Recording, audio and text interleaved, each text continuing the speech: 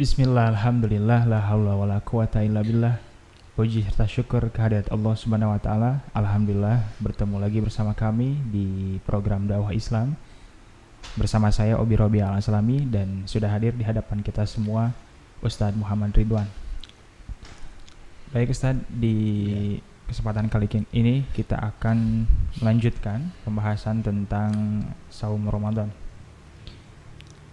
Jika Ramadan akan tiba atau di Ramadan itu sendiri, kita sering mendengar di khutbah Jumat atau di ceramah agama, baik itu tarawih atau yang lainnya, selalu muncul ayat mengenai saum yang begitu populer, Ustadz, mengenai di Quran Surat Al-Baqarah ayat 183. Nah, namun rasa-rasanya saking populernya, saking umumnya, jadi kita merasa biasa saja dengan ayat itu. Nah, saat ini saya akan bertanya soal apakah ada nih spesialnya ayat ini, kajiannya secara mendalam dibandingkan daripada yang sudah kita mafhum tentang bahwa ayat itu adalah ayat tentang kewajiban saum. Ya, memang demikian ya. Kita bicara saum tidak akan ada yang melewatkan ayat itu, karena ayat itu jelas adalah ayat yang sentral, ayat yang asa tentang prinsip saum, terutama bulan Ramadan, karena itu adalah bicara tentang saum yang diwajibkan.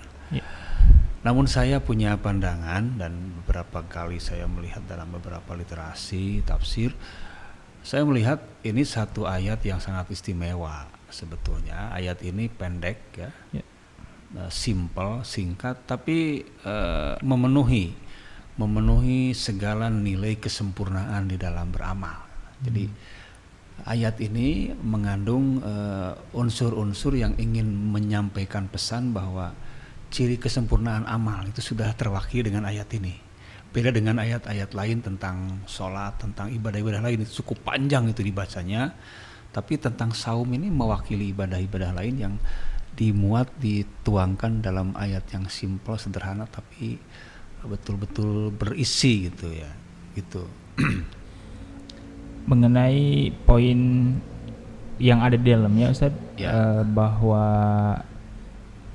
akan ada final berupa ketakwaan yang yang akan digapai oleh kita yang saum.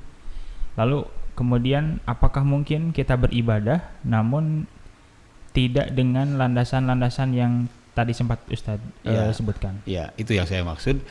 Jadi ayat ini kalau kita perhatikan memenuhi 3 unsur amal. 3 unsur.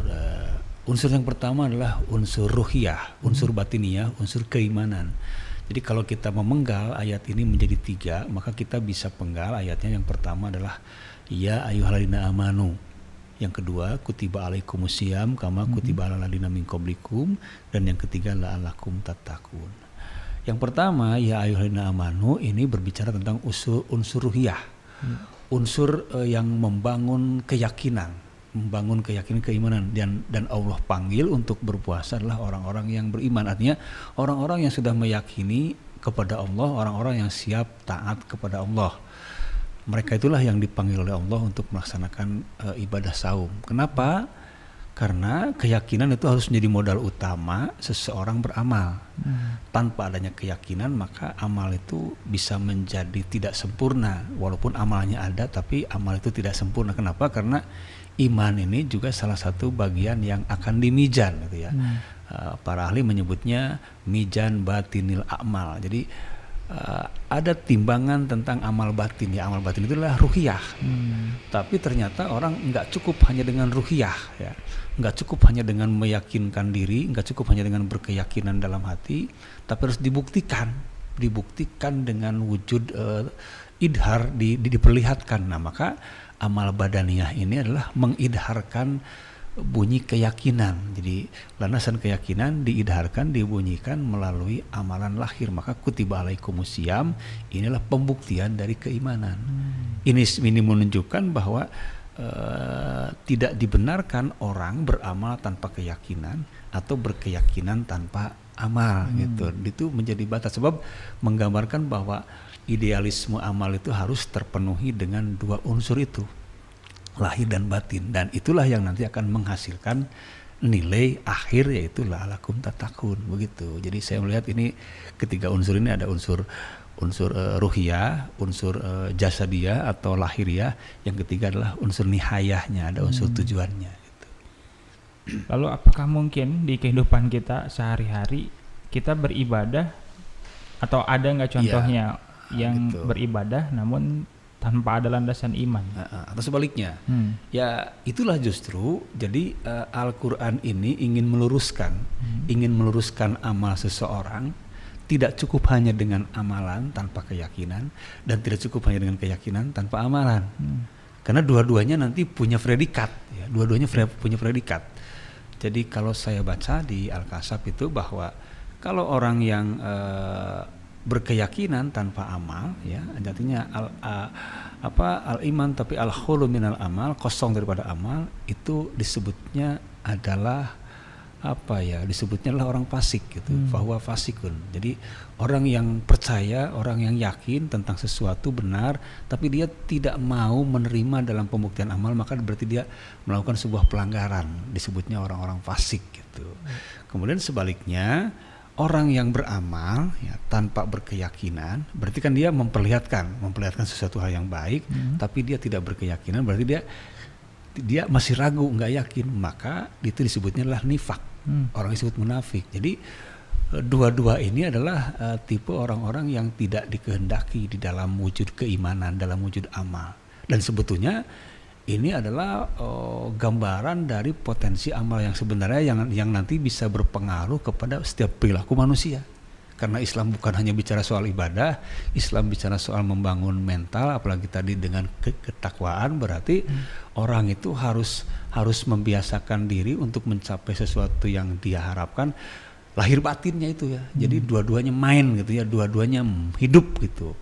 Dan ada nanti godaan-godaan yang di luar itu. Ada godaan luar itu di mana ada orang yang merasa cukup dengan berkeyakinan, atau ada orang yang cukup hanya dengan beramal, tidak perlulah berkeyakinan. Jadi ada ada identitasnya di dalam Al-Quran itu, dan itu memang yang dipesankan oleh ayat ini, tingkat kehati-hatian jangan seperti itu, karena dua-duanya akan merugi gitu. Iya Ustaz. Tadi sudah dijelaskan kalau memang ada sebagian orang yang beriman namun tidak beramal, atau juga ada yang beramal namun tidak beriman. Nah tentu kan ini tidak diharapkan di dalam beribadah. Lalu bagaimana kiat-kiat atau cara-cara agar kita bisa mengambil iman, punya keimanan, dan juga beramal sehingga menghasilkan ketakwaan? Ya, disinilah Al-Quran bicara dan akan membangun kemaslahatan amal yang tadi saya sampaikan. Berarti pendekatan ibadah kepada Allah itu betul-betul betul-betul rasional gitu, rasional. Islam tidak mengenal pemaksaan, tapi berawal dari meyakinkan, memberikan keyakinan. Berarti pendekatannya pendekatan ruhiyah gitu kan. Oleh karena itu ayat-ayat Al-Quran itu lebih banyak menekankan kepada sisi-sisi ruhiyahnya, menceritakan hakikat Allah segala macam, itu sebetulnya memberikan nilai panggil ruhiyah gitu. Oleh karena itu dipanggillah orang-orang mukmin ya. Bisa saja orang beramal tanpa keimanan, tapi itu hanya menjadi kebaikan biasa saja, tidak ada ikatan dengan keimanan dengan Allah. Tapi ya di dalam Al-Quran itu tidak termasuk kategori ibadah. Kan banyak orang-orang yang berpuasa, tapi tujuannya untuk mengurangi berat badan misalnya, dan itu kan bukan hanya orang-orang Muslim yang begitu. Nah itu tentu saja hal yang baik, tapi dia tidak mengikatkan diri pada keimanan. Atau sebaliknya, bisa saja ada orang memahami yang penting kita menjadi orang baik, tidak perlu kita beramal, beribadah segala macam. Akan ada godaan-godaan seperti itu dalam rangka apologetik, dalam rangka pembelaan terhadap apa yang dilakukan. Nah justru Islam ingin meluruskan itu, ingin meluruskan bahwa tidak bisa dipisahkan antara perbuatan lahir dan batin.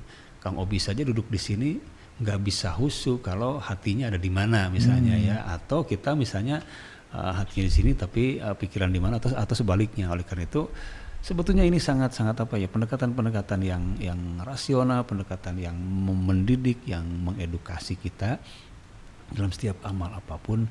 Dua unsur itu tidak boleh hilang ya, unsur keyakinan, unsur amal. Baru nanti yang terakhir la'allakum tattaqun, punya harapan untuk bisa kita raih kalau dua hal ini bisa didapatkan gitu. Iya, baik Ustaz. Pemirsa dimanapun berada, mungkin di episode kali ini dicukupkan untuk dua penekanan tadi, dari konsepnya beriman untuk beramal, kemudian dilanjutkan dengan amal sebagai pembuktian. Nanti di episode selanjutnya kita akan lebih lanjut mengkaji ayat ini. Demikian apa yang bisa disampaikan. Terima kasih atas segala perhatian. Aku qouli hadza fastaghfirullah li wa lakum. Assalamualaikum warahmatullahi wabarakatuh.